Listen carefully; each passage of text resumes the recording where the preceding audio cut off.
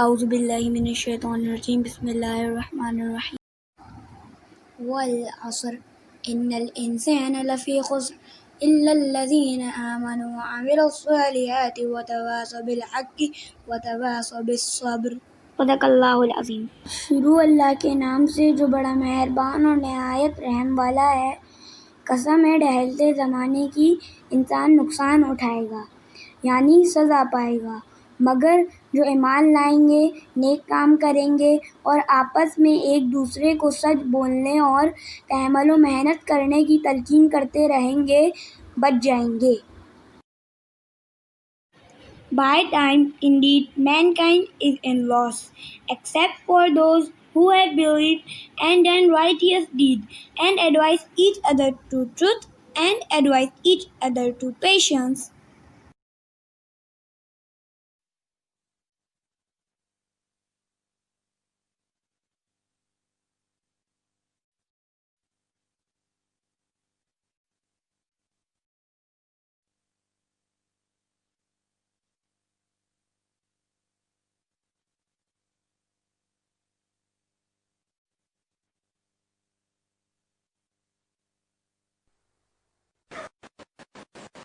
بعد فاعوذ باللہ من الشیطان الرجیم بسم اللہ الرحمن الرحیم والعصر ان الانسان لفی خسر الا الذین عملوا الصالحات وتواصوا بالحق وتواصوا بالصبر۔ صدق اللہ العظیم۔ رب اشرح لی صدری ویسر لی امری واحلل عقدۃ من لسانی یفقہوا قولی۔ اللہم ارحمنا بالقرآن العظیم واجعلہ لنا اماما ونورا وہدی ورحمہ، آمین یا رب العالمین۔ معزز حاضرین اور محترم خواتین،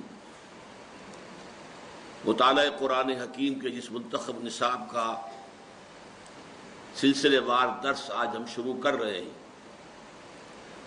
اس کا نقطہ آغاز ہے سورۃ العصر جو ابھی میں نے تلاوت کی ہے، اور مجھے یقین ہے کہ آپ میں سے اکثر حضرات کو یہ سورہ مبارکہ زبانی یاد ہوگی۔ اس ابتدائی نشست میں میں چاہتا ہوں کہ اس سورہ مبارکہ کے بارے میں 4 تمہیدی باتیں اور تعارفی باتیں آپ نوٹ فرما لیں۔ یہ نہ صرف اس سورہ مبارکہ کے بارے میں بلکہ قرآن مجید کے بارے میں بحیثیت مجموعی بعض تعارفی امور بن جائیں گے۔ سب سے پہلی بات یہ کہ یہ قرآن حکیم کی مختصر ترین صورتوں میں سے ہے، کل 3 آیات پر مشتمل ہے، اور یہ نوٹ کر لیجئے کہ 3 آیات سے کم پر کوئی صورت مشتمل نہیں ہے۔ قرآن حکیم کی 114 صورتوں میں سے کوئی صورت 1 آیت یا 2 آیتوں پر مشتمل نہیں ہے، کم سے کم آیتیں 3، اور اس نے اتفاق یہ ہے کہ 3 ہی صورتیں ہیں جو 3 آیات پر مشتمل ہیں۔ سورۃ العصر جو آج ہم پڑھ رہے ہیں، سورۃ الکوثر، سورۃ النصر، 3 صورتیں۔ اس کے حوالے سے ایک اور بات بھی، اس کا حوالہ جو ہے آ جائے کہ قرآن نماز کے اندر جن رکعتوں میں سورہ فاتحہ کے ساتھ کچھ اور بھی قرأت کی جاتی ہے، اس کا بھی نصاب جو ہے کم سے کم 3 آیات کا ہے۔ اگرچہ کوئی ایک آیت اگر طویل ہو، جیسے آیت الکرسی ہے، آیت البر ہے، تو معاملہ دوسرا ہے، ایک آیت بھی کفایت کر جائے گی، لیکن یہ کہ عام طور پر اس کا نصاب جو ہے وہ 3 آیات کا ہوتا ہے کہ کم سے کم 3 آیات کی قرأت کی جائے۔ تو پہلی بات یہ کہ یہ قرآن حکیم کی مختصر ترین صورتوں میں سے ایک ہے۔ دوسری بات یہ نوٹ کیجئے کہ یہ قرآن حکیم کی ترتیب نزولی کے اعتبار سے اولین صورتوں میں سے ایک ہے، اور اس ضمن میں یہ بات نوٹ کر لیں، قرآن مجید کی تنزیل میں اللہ تعالیٰ کی حکمت یہ شامل رہی ہے ابتدا میں جو صورتیں نازل ہوئیں وہ حجم میں بہت چھوٹی، لیکن اپنے معانی کے اعتبار سے، مفاہیم کے اعتبار سے، اپنی حکمت کے اعتبار سے واقعتاً بہت پروفاؤنڈ، بہت جامع، بہت بامانی۔ اس کے بعد جیسے جیسے وقت گزرا، آپ کو معلوم ہے کہ پورے قرآن مجید کا نزول جو ہے وہ 23 برس میں مکمل ہوا ہے، 23 برس قمری۔ تو جیسے جیسے وقت گزرا جو صورتیں نازل ہوئیں اب وہ حجم میں بڑھتی چلی گئیں اور ان کے مضامین کھلتے چلے گئے۔ یعنی یوں سمجھیے کہ جیسے آم کی ایک گٹھلی ہے، اسے آپ زمین میں دبا دیتے ہیں تو پہلے صرف 2 پتیاں نمودار ہوتی ہیں، اس کے بعد وہ ایک پودے کی شکل بنتی ہے، پھر ایک تنا بنتا ہے، ایک درخت کی شکل، پھر اس میں اوپر پتے لگتے ہیں، پھل لگتے ہیں، پھول آتے ہیں۔ بالکل اسی طرح قرآن مجید کی ابتدائی صورتیں ان گٹھلیوں کے مانند ہیں، بہت مختصر لیکن بہت پروفاؤنڈ، بہت بامانی۔ چنانچہ قرآن حکیم میں سورہ ہود میں اس حکمت کو اللہ تعالیٰ نے باقاعدہ بھی بیان فرمایا۔ الف لام را کتاب احکمت آیاتہ ثم فصلت من لدن حکیم خبیر۔ یہ قرآن حکیم ایک ایسی کتاب ہے جس کی آیتیں پہلے بہت پختہ کی گئی، گاڑھی کی گئی، مضبوط کی گئی، بہت پروفاؤنڈ، اور پھر ان کی تفصیل کی گئی، انہیں واضح کیا گیا، ان کو بیان کیا گیا۔ تو جیسے میں مثال ابھی دے چکا ہوں، آم کی گٹھلی سے درخت کے بننے کا پروسیس، یا جیسے کہ کوئی کلی ہو جو جب پھر کھل کر پھول بنتی ہے تو کلی کے اندر جو پتیاں موجود ہوتی ہیں نظر نہیں آتی، اب جب وہ پھول کھلتا ہے تو وہ پتیاں آپ کے سامنے آ جاتی ہیں۔ تیسری بات یہ نوٹ کیجئے کہ ابتدائی صورتیں جو ہیں ترتیب مصحف کے اعتبار سے یہ بھی عجیب حکمت ہے اللہ تعالیٰ کی، لیکن یہ کہ یہ موضوع میرا اس وقت نہیں ہے، میں تفصیل میں نہیں جاؤں گا کہ وہ حکمت کیا ہے۔ مصحف میں سب سے پہلے نازل ہونے والی صورتوں کو سب سے آخر میں رکھا گیا۔ یہ 30واں پارہ ہے، آپ کو معلوم ہے 37 صورتیں اس کے اندر موجود ہیں، ایک پارے کے اندر، پارہ عم جسے ہم عام طور پر کہتے ہیں، اور اس میں یہ چھوٹی چھوٹی صورتیں آخر میں آ کر تو بہت ہی حجم چھوٹا ہو جاتا ہے، 3 آیتوں کی، 4 5 آیتوں کی صورتیں ہیں۔ پھر اس سے ذرا پیچھے چلتے ہیں آپ تو 8 10 آیتوں کی، اس سے پیچھے چلتے ہیں تو 10 15 آیتوں کی۔ یہ سب سے چھوٹی صورتیں قرآن مجید کی، اور جو سب سے پہلے نازل ہوئی وہ مصحف میں سب سے آخر میں رکھی گئی۔ اور وہ صورتیں کہ جو 12 15 16 17 سال بعد نازل ہوئی ہیں آغاز کے، وہ ابتدا میں ہے، سورہ بقرہ ہے، سورہ آل عمران ہے، سورہ نساء ہے، سورہ مائدہ ہے، بڑی طویل صورت ہے۔ چوتھی بات یہ نوٹ کیجئے کہ یہ ابتدائی صورتیں ہیں قرآن حکیم کی، ان کا آغاز چونکانے والا ہے۔ والعصر، زمانہ گواہ ہے، زمانہ پکار رہا ہے، ندا کر رہا ہے، آواز دے رہا ہے۔ القارعہ ما القارعہ وما ادراک ما القارعہ، وہ کھڑکھڑا دینے والی شے، کیا ہے وہ کھڑکھڑا دینے والی شے، کیا سمجھا تم نے کیا ہے وہ کھڑکھڑا دینے والی شے۔ الحاقہ ما الحاقہ وما ادراک ما الحاقہ، وہ اٹل شے، وہ شدنی امر، وہ قطعی اور یقینی بات جو ہونے والی ہے، کیا ہے وہ یقینی بات، کیا تم سمجھے ہو کہ کیا ہے وہ یقینی بات۔ یہ انداز عما یتساءلون عن النبأ العظیم الذی هم فیہ مختلفون، یہ کس چیز کے بارے میں چہمے گوئیاں ہو رہی ہیں، اس بڑی خبر کے بارے میں جس کے بارے میں ان میں اختلاف پیدا ہو گیا۔ حالی نے اس کو بہت خوبصورتی سے کہا ہے کہ وہ بجلی کا کڑکا تھا یا صوت ہادی، عرب کی زمین جس نے ساری ہلا دی، ایک ہلچل ہو گئی، لوگ چونک گئے، کیا بات کہی جا رہی۔ وہی انداز اس سورہ مبارکہ کا، والعصر، زمانہ گواہ ہے۔ کس بات پر گواہ ہے اس پر بعد میں بات ہوگی۔ تیسری بات یہ نوٹ کیجئے اس سورہ مبارکہ کے بارے میں کہ یہ قرآن حکیم کی سہل ترین صورت ہے، آسان ترین صورت ہے۔ میرا انداز بدل گیا ہے، میں نے پہلی دو باتوں کے بارے میں کیا کہا؟ یہ قرآن مجید کی مختصر ترین صورتوں میں سے ایک ہے، یہ قرآن حکیم کی اولین صورتوں میں سے ایک ہے، لیکن اب میں کہہ رہا ہوں یہ قرآن حکیم کی سہل ترین صورت ہے، آسان ترین صورت ہے۔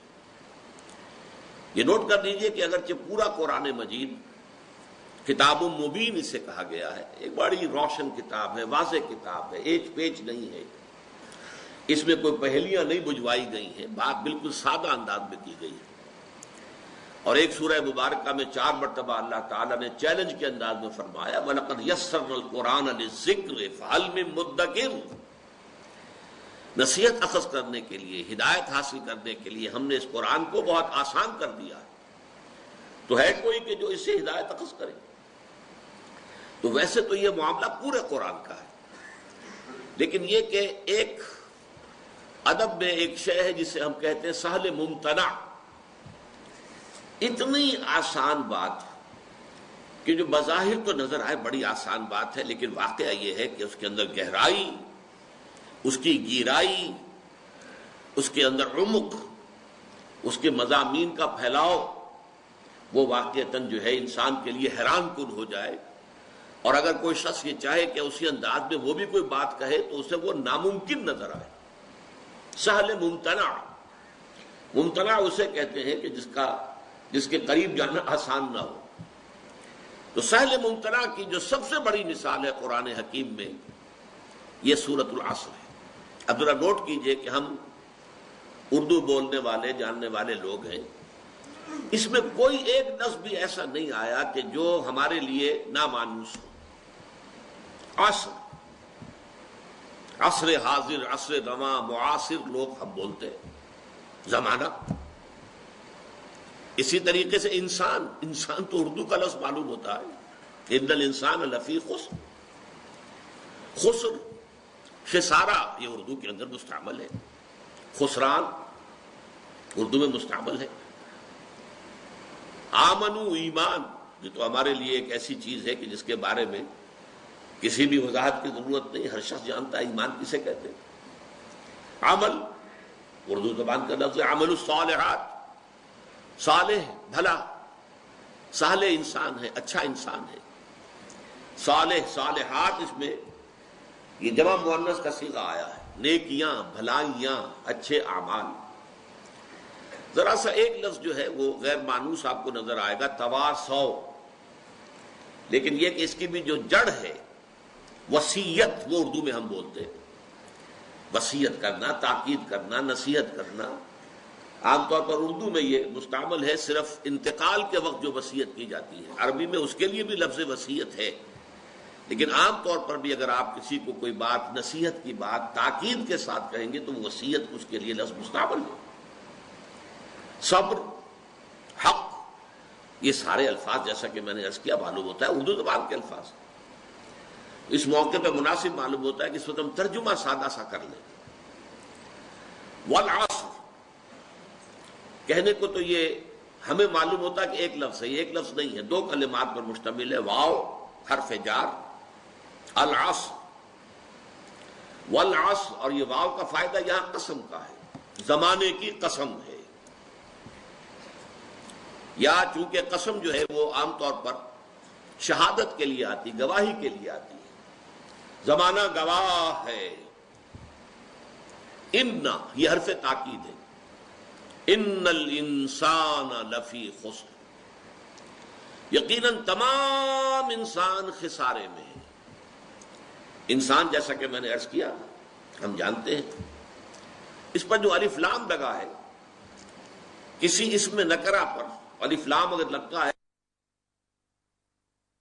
معنی پیدا ہوتے ہیں، کوئی معین انسان، لیکن ایک مفہوم یہ بھی ہوتا ہے تمام انسان، اسے حصر کہتے ہیں، ان الانسان، تمام انسان، لام حرف تاکید ہے، لفی خسر، فی پھر حرف جار ہے، یقیناً وہ ہے اندر، خسرن، خسارے کے، یہ میں نے پرانے انداز کا ترجمہ کیا ہے، فی کو واضح کرنے کے لیے اندر، بیچ خسارے کے، اندر خسارے کے. جب لفظی ترجمہ قرآن مجید میں آپ کبھی دیکھتے ہوں گے تو وہ اس طرح کی ترکیب ہوتی ہے، کیونکہ وہ کوشش ہوتی تھی کہ ہر لفظ کا ترجمہ جو ہے وہ اس کے ساتھ ہی آ جائے. خسرن یہ اس میں نکرہ ہے، اور نکرہ جو ہے عربی زبان میں جو مختلف معانی دیتا ہے ان میں سے ایک تفخیم کہلاتا ہے، بڑی عظمت. یعنی خسارہ معمولی نہیں، بہت بڑا خسارہ، بہت عظیم خسارہ، بہت بڑی تباہی، بہت بڑی بربادی. تو ترجمہ کیا ہوا؟ دو آیتیں ملا کر ہم نے جب ترجمہ کیا، زمانہ گواہ ہے تمام انسان عظیم ہلاکت میں ہیں، دو چار ہوں گے عظیم تباہی سے. اس کے بعد الا، یہ حرف استثناء ہے، سوائے ان کے. یہاں پہ اب استثناء ہو رہا ہے، ایکسپشن. یعنی تباہی جو ہے وہ قاعدہ کلیہ ہے، دیٹ از اے رول. پوری نوع انسانی کے لیے ہلاکت، بربادی، تباہی، یہ تو قاعدہ کلیہ ہے. لیکن اس میں ایکسپشنز ہیں. لیکن وہ ایکسپشنز کن کے لیے ہیں؟ الا الذین آمنوا، سوائے ان کے جو ایمان لائے. وعملوا الصالحات، اور انہوں نے نیک اعمال کیے، اچھے اعمال کیے، بھلے کام کیے. وتواصوا بالحق، اور انہوں نے ایک دوسرے کو وصیت کی، ایک دوسرے کو نصیحت کی، ایک دوسرے کو تاکید کی، حق کی.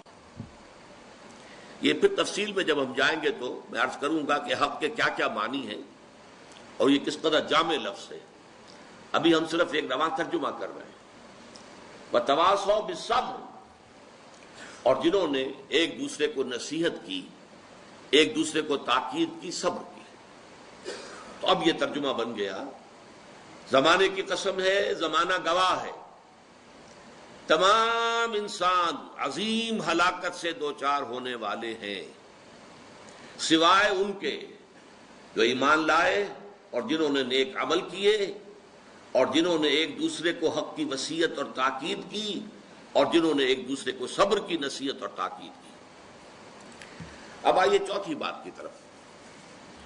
چوتھی بات جو اس سورہ مبارکہ کے بارے میں نوٹ کرنے کی ہے وہ یہ ہے کہ یہ قرآن حکیم کی جامع ترین صورت ہے.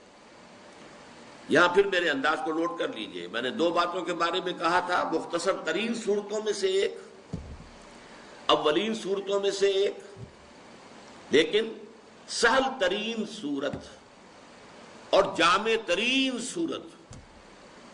ہو سکتا ہے بعض حضرات کے ذہن میں اشکال آئے کہ سورہ فاتحہ، اس کی عظمت، اس کی فضیلت، کیا اس سے بھی جامع ہے یہ؟